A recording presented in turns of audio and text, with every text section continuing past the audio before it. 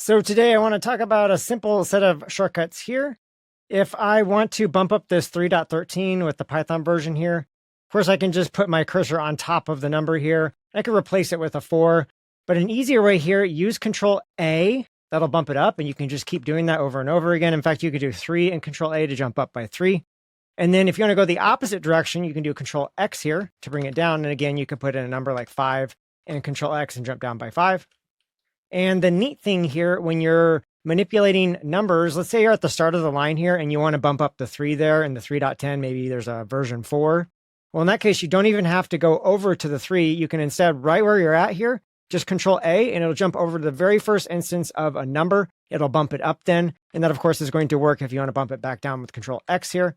So all the same shortcuts work from a distance. Basically, the first number on the line, it'll jump to it and bump it up. And then I've got another file over here. Let's say you've got a list of numbers, so not just one number, but a series of them, and Markdown. Let's say you want this to actually be replaced by 1, 2, 3, 4, not just 1, 1, 1, 1. So in this case here, if you just come down to the second number in the list here and select the next 3 rows here, now if I do Control-A here, you can see that bumps up to 2. Or if I want to do 1, 2, 3, 4, I'll just undo that here. Select that again here. If I do G and then Control-A here, you can see it bumps up 1, 2, 3, and 4. And it does that by going add 1 to the first number, add 2 to the next number, add 3 to the next number, etc. And of course, then you could go the opposite direction here. Select that again here. You could do G and then Control-X here to jump down. And of course, you could continue to apply that repeatedly with the dot character here now. And of course, I could go the opposite way then. I could do G here and Control-A to come back up. And again, I can repeat that till I get back to where I'm at. If I were to select all this again here, so in this case, let's do 2, G, and Control-A. Now, instead of going 1, 2, 3, 4, it's now 1, 3, 5, 7 because it adds 2 times 1 to the first number, and then 2 times 2 to the second number, which will give you 5, and then 2 times 3 to the last number, which will give you 7 then. And then the neat thing is this actually applies beyond just base 10. So let's just say we're working with hexadecimal numbers here. So I'll come up here, I'll do 0x and maybe CA here. All right. So if I want to bump this up, I'm going to go to B next then.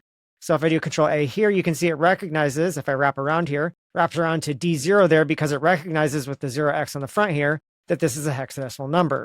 Of course, it can work with octal as well. And then the neat thing, if you're ever working with a lot of binary, if you have something that looks like a binary number, neat thing here, Control-A, just bumps up here and it continues to cycle up. And you can see it's got to manipulate a lot of characters here just to go up one time sometimes. I get up here where we've got a lot of ones here. Boom, it actually has to manipulate about 8 different characters there.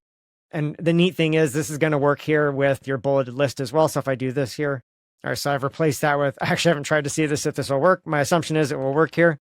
So if I select these 3 rows here and I do Control-A, okay, so that goes up by 1 each. And then if I undo that, let's do this again, select this again here. And this time we'll do G and Control-A. You can see that's actually up by 1, 2, and then 3 each respectively. And so if I continue to apply that here, eventually that should wrap around here. And so now watch that last one here. If I do G and Control-A again, that should wrap around. Yep, there you go, it wraps around. And then if I repeat this here, eventually the second one is going to wrap around as well. So you can see right there, it's handling hexadecimal numbers, a whole list of them, to bump them up by 1, 2, and 3 respectively. But it's not just numbers, and it's not just hexadecimal numbers. If I come back over here to my version, sometimes with a version number, sometimes with a version, you might have something like an A on the end here. If I want to bump this up here, right now, if I do Control-A, you can see it doesn't do anything to that letter A there. However, if I come down here and I take a look at one of my options here, I'll take a look at the value for NR formats. Right now, you can see in my case, it's set to bin and hex. If I modify that though, so I'll set the number format equal to, and I'll just put alpha on here. I could do comma and hex again, etc. But if I modify it to add alpha to the list, now up on top of that A character, watch this here. So Control-A here goes up to B, C, D, etc. And I can go all the way to the end of the alphabet here. And then I'll stop on Z. And of course, I can go backwards as well. X, I could do something like 20 and Control-X here. Jumps me way back down to A in that case.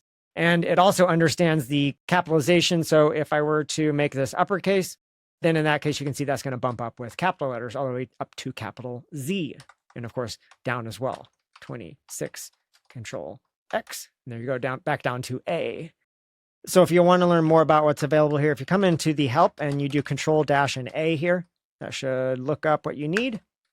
All right, so this is a section adding and subtracting. Ctrl-A here, of course, bumps up, and then you have Ctrl-X down here to bump down. And then here are some of the options here with the visual mode where you selected lines. Whoops. And here are your options for visual mode, like I did when I selected multiple lines and had them bump each line's number up by a certain amount. There's the G option. And then down below, you'll find some more help with regards to the NR formats, as far as what's available here, like binary numbers, octal numbers, etc. And yeah, if for some reason this doesn't seem to be that helpful of a feature, it's like, why would I need a special key map or a set of key maps to bump a number up and down? Well, it's possible, like me, a long time ago when I stumbled on this in the docs, I thought, this is stupid, I'm never going to remember it. I mean, Control-A, okay, so that means add, but what does Control-X mean? Like subtract somehow? I'm not going to remember that one. It's like an obscure shortcut. Why would I even need that? Well, it turns out after I started to absorb a lot of the other shortcuts nearby, especially, I think this is inside of the motions. It's next to motions here. Yeah. So at the time I was reading up on the motions that are available, and I was like, wow, this is a whole section on adding and subtracting. I'm never going to remember this, never going to use this. Well, once I absorbed those other shortcuts and I had some space in my mind to be able to learn something new.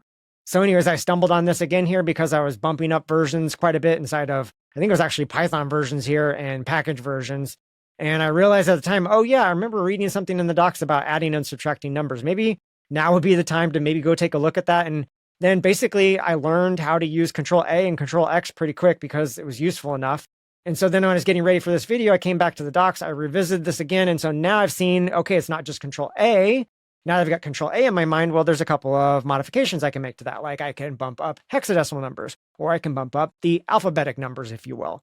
So now I've got that in my mind, and hopefully then someday when I'm doing a lot of that, I'll stumble on this again here, and then I can learn that set of modifications to the Control-A, Control-X shortcuts that originally thought were all just ridiculous to begin with. I think that's just the nature of Neovim. There's just tens of thousands, I feel like, key maps and shortcuts you can learn. Sometimes you just got to take them piecemeal, just chunk by chunk. Maybe remember something you saw, put it in the back of your mind. Don't try to even begin to memorize it or even use it. And someday when it comes back to you, when you're working on something where it'd be beneficial, then you can actually come and revisit and learn a little bit more about one of those shortcuts.